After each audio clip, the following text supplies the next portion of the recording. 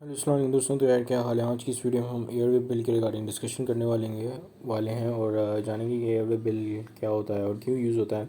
अब basically foreign trade की अगर हम बात करें तो फ़ॉरेन ट्रेड में एयरवे बिल तब यूज़ होता है जब आप जहाज़ के थ्रू, यानी कि जो एरोप्लेन है उसके थ्रू जो आप अपना कार्गो या अपना कंसाइनमेंट बेच रहे होते हो, ठीक है, बेच रहे होते हो इम्पोर्टर को, ठीक है। अब जैसे एक एक्सपोर्टर है, उसके पास कुछ ऐसे गुड्स हैं जो कि वो जल्दी बेचना चाह रहा है या कम क्वांटिटी में, तो कह रहा है कि यार मैं क्या शिप में इसको रखूँ और शिप जो है वो महीने 2 महीने के बाद पहुँच जाए।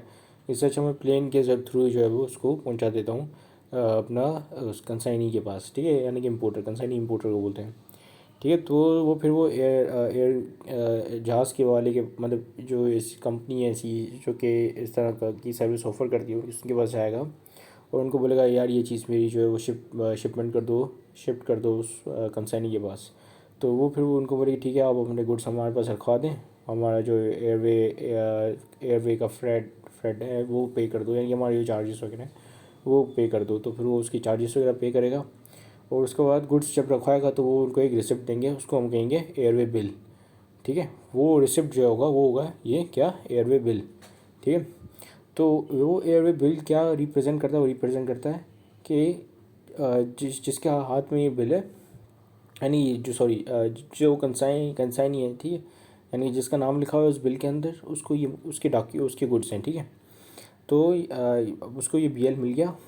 अब अच्छा, ये जो एयरवे बीएल होता है वो नॉन निगोशिएबल होता है। इससे पहले जो हमने पढ़ा था बिल ऑफ लेडिंग, इसके अलावा जो मल्टी मॉडल ट्रांसपोर्ट डॉक्यूमेंट होता है, जो ट्रक रिसिप्ट होता है या कंसाइनमेंट नोट जिसको हम कहते हैं, वो सब जो वो निगोशिएबल होता है, ये नॉन निगोशिएबल होता है, ठीक है। ये नॉन निगोशिएबल होता है कि मतलब कि इसके अंदर जो जिस कंसाइनी का नाम लिखा है वो कंसाइनी का नाम चेंज नहीं हो सकता, ठीक है।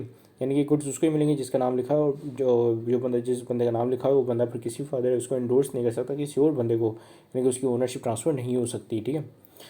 So it is required when the goods are being transported by air. It is just like any other transport document. For example, it also serves as a receipt of goods, ठीक है। तो जब ये आपको रिसिप्ट मिल जाती है, airway bill मिल जाता है, तो उसका मतलब कि जो कंपनी है जो एयरप्लेन वाले हैं उसको ये गुड्स, आपके गुड्स रिसीव्ड हो गए और उसका प्रूफ आप उसका प्रूफ उन्होंने आपको ये एयरवे बिल दे दिया है, ठीक है। इशूड बाय एयरलाइन, ये जाहिर सी बात है एयरलाइन इशू करती है। This document contains description of goods, carrier conditions, terms and procedures, ठीक है। हर चीज़ जो कि बीएल के अंदर लिखी होती है वो भी एयरवे बिल के अंदर होती है कि जो जहाज़ जा रहा है उसकी कंडीशन क्या है, ठीक है। डिस्क्रिप्शन ऑफ गुड्स, कौन से गुड्स जा रहे हैं, गुड्स जो जा रहे हैं उनका वेट क्या है, क्वांटिटी क्या है, क्वालिटी क्या है, ठीक है। ये तमाम की तमाम चीज़ें लिखी होती है। पोर्ट ऑफ लोडिंग का है, फाइनल डेस्टिनेशन कौन सी है, ठीक है, रूट कौन सा इस्तेमाल होगा, ट्रैकिंग नंबर वगैरह, ये हर चीज़ लिखी होती है जो भी एक बीएल के अंदर होती है, ठीक है। It also contain transportation charges like air freight, ठीक है। एयर फ्रेट जो एयर के थ्रू जो माल जा रहा है तो उसके क्या चार्जेस वगैरह होंगे, ये भी चीज़ उसमें मैंशनड होती है। Unlike B L and other transport document, the main feature of it is that it is non negotiable, ठीक है।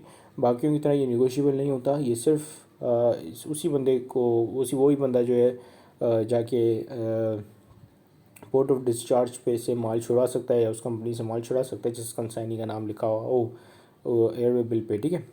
तो एयरवे बिल जो है वो कुछ इस तरीके का दिखता है, ठीक है। इसको हम थोड़ा जूम इन करके देखते हैं इसमें क्या क्या चीज़ें होती हैं। अब देखें सबसे पहले तो जो आपकी जो कंपनी आ गई, जो एयरलाइन आ गई, एयर कार्गो, लाइनडेन एयर कार्गो, उसका नाम आ गया, लोगो आ गया, ठीक है। फिर आपके पास क्या क्या चीज़ें हैं, ये फर्दर और जूम नहीं हो पा रहा है, तो यहाँ पे आपके पास शिपर नेम और उसका एड्रेस आ गया, कंसाइनी का नेम, उसका एड्रेस, ठीक है। और जिसको इशूइंग कैरियर एजेंट, जो अगर एजेंट के थ्रू जा रहा है तो उसका नाम वगैरह, ठीक है। Priority account information, account number, port of airport of destination. अच्छा, यहाँ पे पोर्ट ऑफ लोडिंग और पोर्ट ऑफ डिस्चार्ज नहीं होता, बेसिकली ये सी पोर्ट होते हैं, पोर्ट ऑफ लोडिंग और पोर्ट ऑफ डिस्चार्ज। यहाँ पे हम जो नाम यूज़ करते हैं वो करते हैं एयरपोर्ट ऑफ डेस्टिनेशन, ठीक है। क्योंकि जहाज़ सी पोर्ट पर तो लैंड नहीं करेगा ना, एयरपोर्ट पर ही नहीं लैंड करेगा, तो इस वजह से यहाँ पे एयरपोर्ट ऑफ डेस्टिनेशन होता है, ठीक है, या एयरपोर्ट ऑफ डिस्चार्ज होता है, ठीक है। और यहाँ पे इनको टर्म्स वगैरह भी लिखी होती हैं। और यहाँ पे आपकी जो ये वाली जो वो है, ये वाले जो बॉक्सेस बने हैं, यहाँ पे आपका आता है डिस्क्रिप्शन ऑफ गुड्स, जैसे कि अगर यहाँ पे देखें तो यहाँ पे उसका वेट कितना होगा, कौन से आइटम्स हैं, ठीक है, और ग्रोस वेट कितना होगा, ये नेट वेट, यहाँ पे नेट वेट की बात हो रही है, चार्जेस क्या होंगे, रेट क्या होगा, टोटल कितना बनेगा, ठीक है, और नेचर क्या है उनकी, क्वालिटी कैसी है, ये सारी चीज़ें यहाँ पे आपको इस वाले कॉलम में मिलेंगी, ठीक है। यहाँ पे फिर वो फ्रेट के चार्जेस, टैक्स वगैरह ऐसी चीज़ें यहाँ पे लिखी हुई होती हैं। और अच्छा, ये जो एयरवे बिल होता है वो हर कंपनी का डिफरेंट फॉर्मेट में बना हुआ होता है, तो ज़रूरी नहीं कि जो मैं फॉर्मेट आपको दिखा रहा हूँ वो आपको वही फॉर्मेट हर जगह मिले। अलबत्ता जो कंटेंट होते हैं उसके अंदर वो थोड़े बहुत डिफरेंट होते हैं, मोस्टली सिमिलर होते हैं, ठीक है। तो जैसे कि यहाँ पे देखें कि डिस्क्रिप्शन ऑफ DST एडवांस लिखा हुआ है, और ये तमाम ये फ़ोन नंबर वगैरह ऐसी चीज़ें भी यहाँ पे लिखी हुई तो की हैं, ठीक है। और इसी के साथ वीडियो कंप्लीट होती है। Thank you much for watching this video. Have a great day. अल्लाह हाफ़िज़।